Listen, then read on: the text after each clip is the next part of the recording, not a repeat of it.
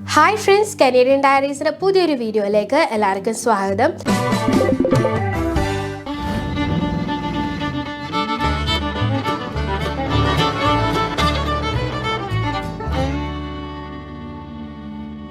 ഇന്നൊരു regular video ആയിട്ടല്ല ഞാൻ വന്നേക്കുന്നത്. ഒരു ചെറിയൊരു അപ്ഡേറ്റ് നിങ്ങളുമായിട്ട് ഷെയർ ചെയ്യാമെന്ന് വിചാരിച്ചു. കാരണം ഒരുപാട് പേര് പേഴ്സണലി മെസ്സേജ് അയച്ച് ചോദിച്ചിട്ടുണ്ടായിരുന്നു നിങ്ങളെല്ലാവരും സേഫ് ആണോ എന്ന്. കാരണം കുറച്ച് ദിവസങ്ങളായിട്ട് ന്യൂസിലാണെങ്കിലും അല്ലെങ്കിൽ സോഷ്യൽ മീഡിയ വെബ്സൈറ്റിലാണെങ്കിലും നമുക്ക് അറിയാൻ പറ്റുന്നത് കാനഡയിലും US-ലൊക്കെ ഭയങ്കരമായിട്ട് സ്നോ സ്റ്റോം അനുഭവപ്പെടുന്നു എന്നാണ്. സോ അതിനെക്കുറിച്ച് കുറേ പേര് മെസ്സേജ് അയച്ച് ചോദിച്ചിട്ടുണ്ടായിരുന്നു എഡ്മണ്ടനിൽ നിങ്ങൾ താമസിക്കുന്ന സ്ഥലത്ത് എങ്ങനെയാണെന്ന്. ഇവിടെ ശരിക്കും പറഞ്ഞാൽ പ്രോബ്ലം ഒന്നുമില്ല. നമുക്ക് നോർമലി ഫീൽ ചെയ്യുന്ന ആ ഒരു ടെമ്പറേച്ചർ ഇവിടെ ഫീൽ ചെയ്യുന്നുണ്ട്. കാരണം ആൽബർട്ടയിൽ എഡ്മണ്ടനിൽ നന്നായിട്ട് സ്നോഫോളും അതുപോലെ തന്നെ മൈനസ് ടെമ്പറേച്ചറൊക്കെ നന്നായിട്ട് ഫീൽ ചെയ്യുന്ന ഒരു പ്രൊവിൻസ് തന്നെയാണിത്. അതുകൊണ്ട് തന്നെ ഇവിടെ സ്നോ സ്റ്റോമും കാര്യങ്ങളൊന്നും ഇതുവരെ ഉണ്ടായിട്ടില്ല. പക്ഷേ എപ്പോഴും ഉള്ള പോലെ തന്നെയുള്ള സ്നോഫോളും മൈനസ് ടെമ്പറേച്ചറൊക്കെ ഇവിടെയുള്ള ആൾക്കാർക്കും ഫീൽ ചെയ്യുന്നുണ്ട്. കാനഡയിലെ കുറച്ച് റീജിയൻസ് ആയ ടൊറൻഡോ, ക്യൂബെക്ക് അങ്ങനെയുള്ള സ്ഥലങ്ങളിലാണ് ഈ ബോംബ് സൈക്ലോൺ അതുപോലെ തന്നെ സ്നോ സ്റ്റോമൊക്കെ അനുഭവപ്പെട്ടത്. അവിടെയുള്ള ആൾക്കാർക്കാണ് ഇത് കുറച്ച് കൂടുതലായിട്ട് എഫക്റ്റ് ചെയ്തത്. അതിൻ്റെ ഒരു ചെറിയൊരു സൈഡ് എഫക്റ്റ് എന്നോണം ഇവിടെയൊക്കെ അനുഭവപ്പെട്ടിട്ടുണ്ട് എന്നാണ് തോന്നുന്നത്. കാരണം ആ ഒരു സമയത്ത് ഞങ്ങളിവിടെ ഉണ്ടായിരുന്നില്ല, ഞങ്ങൾ ട്രാവലിംഗ് ആയിരുന്നു, ഒരു ചെറിയ ട്രിപ്പിലായിരുന്നു. പക്ഷേ തിരിച്ചു വന്ന സമയത്ത് ഞങ്ങൾക്ക് ഫീൽ ചെയ്തത് ഇവിടെയും അതിൻ്റെ ഒരു ചെറിയൊരു എഫക്റ്റ് ഉണ്ടായിട്ടുണ്ട് എന്നാണ് ഞങ്ങൾക്ക് ഒരു ഫസ്റ്റ് ടൈം തന്നെ കണ്ടപ്പോൾ തോന്നിയത്. ടൊറൻഡോ, ഒണ്ടാരിയോ, ക്യൂബക്കിലൊക്കെ ഇതുപോലെ -40 ടെമ്പറേച്ചർ ഫീൽ ചെയ്ത സമയത്ത് ഗവൺമെൻറ്റൊക്കെ ഒരുപാട് ടിപ്സ് പുറത്തുവിട്ടിട്ടുണ്ടായിരുന്നു. അതിൻ്റെ അകത്തുള്ള ഒരു മെയിൻ ടിപ്പ് എന്ന് പറയുന്നത്, നിങ്ങൾ ട്രാവൽ ചെയ്യുന്ന ആൾക്കാരാണെങ്കിൽ, അതായത് നിങ്ങൾ ഓഫീസ് പർപ്പസിനോ അല്ലെങ്കിൽ നിങ്ങൾ പുറത്ത് എന്തെങ്കിലും ഒരു ആവശ്യത്തിന് കാറിൽ പോകുന്ന ആൾക്കാരാണെങ്കിൽ കാറിൽ എമർജൻസി കിറ്റ് കരുതാൻ വേണ്ടിയിട്ട് അവർ പറഞ്ഞിട്ടുണ്ടായിരുന്നു. ആ എമർജൻസി കിറ്റിൽ ഇൻക്ലൂഡ് ചെയ്യുന്നതാണ് ഒരു വാം ബ്ലാങ്കറ്റ്, പിന്നെ ഒരു ഫസ്റ്റ് എയ്ഡ് കിറ്റ്, അത്യാവശ്യം വേണ്ട മെഡിസിൻസ്, വാം ആയിട്ടുള്ള ക്ലോത്ത്സ്, ടവൽസ്, ഇതൊക്കെ ഒരു എമർജൻസി കിറ്റ്. നിങ്ങൾക്ക് പെട്ടെന്ന് ഒരു എമർജൻസി സിറ്റുവേഷൻ വരുവാണെങ്കിൽ കരുതേണ്ട കുറച്ച് കാര്യങ്ങൾ കരുതാൻ വേണ്ടിയിട്ട് ഗവൺമെൻറ് പറഞ്ഞിട്ടുണ്ടായിരുന്നു. സോ എമർജൻസി കിറ്റ് ആയിരുന്നു അതിനകത്തുള്ള ഫസ്റ്റ് ടിപ്പ്. പിന്നെ അടുത്ത ടിപ്പ് എന്ന് പറയുന്നത്, നിങ്ങൾ എന്തായാലും നിങ്ങൾക്കറിയാം ഈ ഒരു സ്നോ സ്റ്റോം അല്ലെങ്കിൽ ബോംബ് സൈക്ലോണൊക്കെ എഫക്റ്റ് ചെയ്ത ടൈം എന്ന് പറയുന്നത് ഒരു ക്രിസ്മസിൻ്റെ ആ ഒരു ടൈമാണ്. ഓഫീസിലാണെങ്കിലും സ്കൂൾസിലാണെങ്കിലും വെക്കേഷൻ്റെ ടൈമാണത്. സോ മിക്ക ആൾക്കാരും ഒരു ട്രിപ്പിന്, ഷോർട്ട് ട്രിപ്പ് അല്ലെങ്കിൽ സ്റ്റേക്കേഷനൊക്കെ പോകുന്ന ടൈമാണത്. സോ ഗവൺമെൻറ് പറഞ്ഞ വേറൊരു കാര്യം, നിങ്ങൾ വീട് വിട്ട് പുറത്ത് പോവുകയാണെങ്കിൽ ഇവിടെ എല്ലാവർക്കും തെർമോസ്റ്റാറ്റ് ഉണ്ട്. ഹീറ്റിംഗ് എന്ന് പറഞ്ഞിട്ടൊരു സിസ്റ്റം ഉണ്ട് വീടുകളിലെല്ലാം. സോ ആ തെർമോസ്റ്റാറ്റ് നമ്മൾ കൺട്രോൾ ചെയ്തിട്ടാണ് വീട്ടിലെ ഹീറ്റിംഗ് നമ്മൾ കൺട്രോൾ ചെയ്യുന്നത്.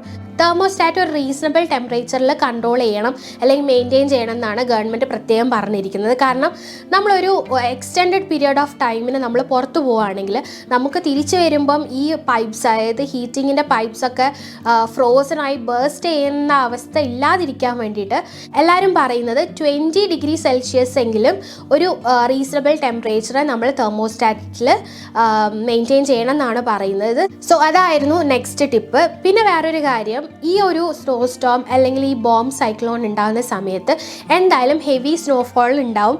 അതുപോലെ തന്നെ നമ്മളെ വീടിൻ്റെ ചുറ്റും അതുപോലെ പാത്ത് വേസിലൊക്കെ നന്നായിട്ട് സ്നോഫോൾ ഉണ്ടാവും. നമ്മൾ അത്രയും ഹെവി സ്നോഫോൾ, ഒരു 30 സെൻറ്റിമീറ്റർ 45 സെൻറ്റിമീറ്റർ അതിലും കൂടുതലൊക്കെ സ്നോഫോൾ ഉണ്ടാകുന്ന സമയത്ത് നമ്മൾ -40 ടെമ്പറേച്ചറും കൂടി ആകുമ്പം നമ്മൾ സ്നോ പ്ലോ ചെയ്ത് ആ ഒരു പാത്ത് വേസൊക്കെ ക്ലിയർ ചെയ്യുമ്പം നമ്മൾ എഫേർട്ട് കൂടുതലാണ്.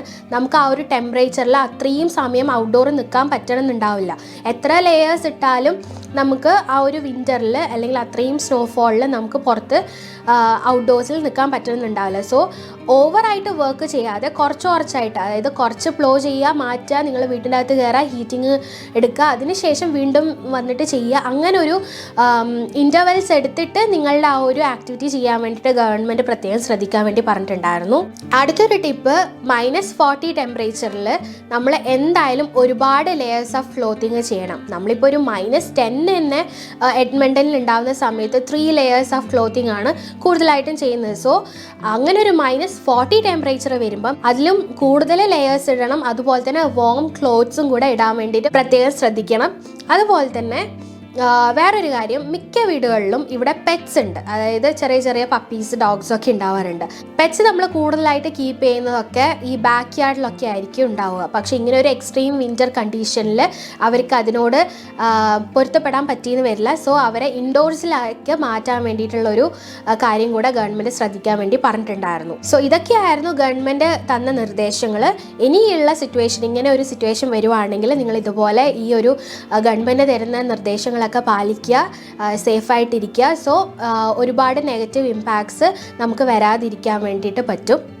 ഈ ഒരു വെക്കേഷൻ്റെ സമയത്ത് ഞാൻ പറഞ്ഞിട്ടുണ്ടായിരുന്നു, മിക്ക ആൾക്കാരും ഒരു ഷോർട്ട് ട്രിപ്പിന് പ്ലാൻ ചെയ്യും. അതുപോലെ തന്നെ ഞങ്ങളും പ്ലാൻ ചെയ്തത് ടൊറൻഡോ, നയാഗ്ര ഫോൾസ്, പിന്നെ ക്യൂബക്കിൽ ക്രിസ്മസ് സെലിബ്രേറ്റ് ചെയ്യണം, അങ്ങനെയൊക്കെ ആയിരുന്നു ഞങ്ങൾ പ്ലാൻ ചെയ്തത്. പക്ഷേ ഞങ്ങൾ ട്രാവൽ ചെയ്യുന്നതിൻ്റെ ഒരു 2-3 ഡേയ്സ് മുന്നേ ഞങ്ങൾക്കൊരു വീഡിയോ കാണാൻ പറ്റി. സോഷ്യൽ മീഡിയയിലാണ് അത് കാണാൻ വേണ്ടി പറ്റിയത്. നയാഗ്ര ഫുൾ ഫ്രോസൺ അല്ല, പക്ഷേ സ്നോ വന്ന് ഫുൾ മൂടിക്കിടക്കുന്ന ഒരു വീഡിയോ ആണ് ഞങ്ങൾ കണ്ടത്. അപ്പോഴേക്കും ഞങ്ങൾക്ക് മനസ്സിലായി ഇതൊരു ഹെവി സ്നോഫോളിനുള്ള ചാൻസ് ഉണ്ട്. ഫാമിലി ആയിട്ട് പോയാലും നമുക്കത് എത്ര എക്സ്പ്ലോർ ചെയ്യാൻ പറ്റില്ല. കാരണം നയാഗ്ര ഫോൾസിൽ തന്നെ ഒരുപാട് ആക്ടിവിറ്റീസ് ഉണ്ട്. നമുക്കതൊന്നും ഈ ഒരു വിൻ്റർ ടൈം അല്ലെങ്കിൽ സ്നോഫോൾ, എക്സ്ട്രീം സ്നോഫോളിൻ്റെ സമയത്ത് അതൊരിക്കലും പറ്റില്ല. നിങ്ങൾക്കറിയാം, നയാഗ്രയിൽ ബോട്ടിംഗ് ഉണ്ട്, അതുപോലെ തന്നെ ഹെലികോപ്റ്റർ റൈഡൊക്കെ ഉണ്ട്. പക്ഷേ ഈ ഒരു എക്സ്ട്രീം സ്നോഫോളിൻ്റെ സമയത്ത് അതൊക്കെ അവർ സ്റ്റോപ്പ് ചെയ്തിട്ടുണ്ടായിരുന്നു. ആ ആക്ടിവിറ്റീസൊക്കെ അവർ സ്റ്റോപ്പ് ചെയ്തിട്ടുണ്ടായിരുന്നു. സോ ഞങ്ങൾക്ക് ആ ഒരു ആക്ടിവിറ്റി എന്തായാലും എക്സ്പ്ലോർ ചെയ്യാൻ പറ്റില്ല. പക്ഷേ അതിലുപരി ജീവന് തന്നെ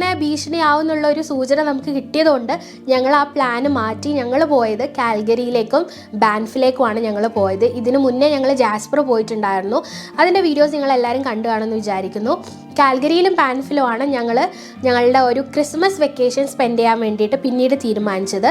പക്ഷേ ഞങ്ങൾ കാൽഗരിയിൽ പോകുന്ന വഴിക്കും ഞങ്ങളുടെ ആ ഒരു റോഡിലൊക്കെ നന്നായിട്ട് സ്നോ സ്റ്റോം ഞങ്ങൾക്ക് ഫീൽ ചെയ്തിട്ടുണ്ടായിരുന്നു. ഞാൻ നേരത്തെ പറഞ്ഞ പോലെ തന്നെ അതായത് ടൊറൻഡോ, ക്യൂബക്കിലൊക്കെ അനുഭവപ്പെട്ട സ്നോ സ്റ്റോമിൻ്റെ അല്ലെങ്കിൽ ഈ ഒരു ബോംബ് സൈക്ലോണിൻ്റെ ഒക്കെ ഒരു 1% എങ്കിലും മറ്റുള്ള പ്രൊവിൻസിൽ ഇത് അനുഭവപ്പെട്ടിട്ടുണ്ടെന്നാണ് എനിക്ക് തോന്നുന്നത്. കാരണം അത്രയ്ക്ക് സ്നോ സ്റ്റോം ഉണ്ടായിരുന്നു.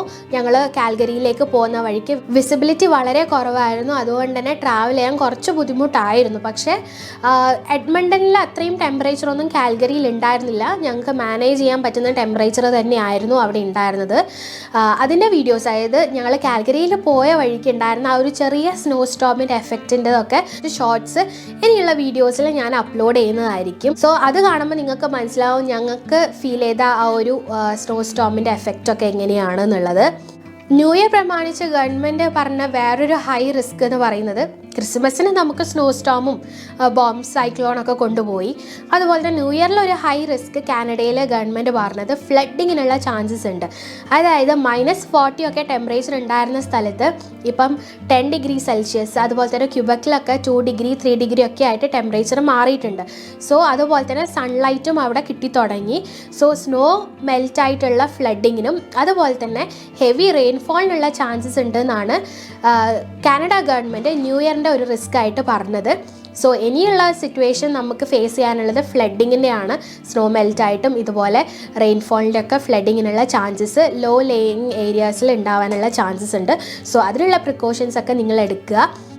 ഇവിടെ എഡ്മണ്ടനിൽ അങ്ങനെ ഒരു പ്രശ്നവും ഇതുവരെ ഉണ്ടായിട്ടില്ല. ഞങ്ങൾക്ക് മാനേജ് ചെയ്യാൻ പറ്റുന്ന ടെമ്പറേച്ചർ തന്നെയാണ്. എപ്പോഴും ഉള്ള പോലെ തന്നെ എങ്ങനെയാണോ നോർമലായിട്ട് എഡ്മണ്ടൻ പോകുന്നത് അതുപോലെ തന്നെയാണ് ഇപ്പോൾ പോയിക്കൊണ്ടിരിക്കുന്നത്. മാനേജ് ചെയ്യാൻ പറ്റുന്ന ടെമ്പറേച്ചറാണ്. സോ ഇതൊക്കെയാണ് ഒരു ചെറിയൊരു അപ്ഡേറ്റ് എനിക്ക് നിങ്ങൾക്ക് തരാനുള്ളത്. സോ ഇനിയുള്ള വീഡിയോസായിട്ട് ഞാൻ വരുന്നവരെ take care, bye bye, stay tuned. ഇതുവരെ ചാനൽ സബ്സ്ക്രൈബ് ചെയ്യാത്തവർ എന്തായാലും ചാനൽ സബ്സ്ക്രൈബ് ചെയ്യുക. Thanks for watching Canadian diaries.